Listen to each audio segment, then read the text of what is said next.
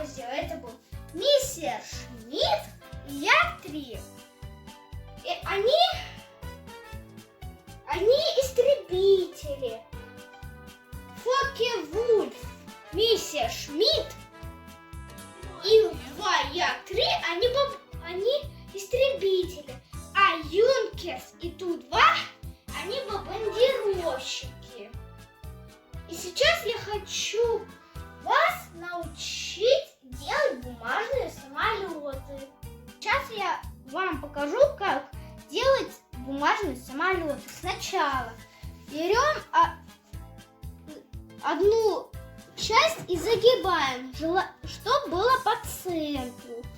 Вторую часть также загибаем по одной линии. Потом выравниваем.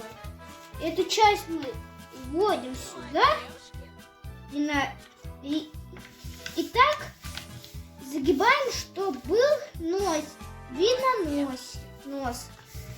Потом берем эти части, загибаем.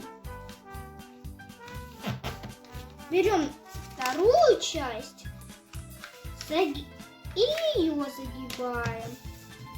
Потом берем нос, его тоже загибаем. И получается у нас такая заготовка. Потом уворачиваем вот так. Выравниваем все.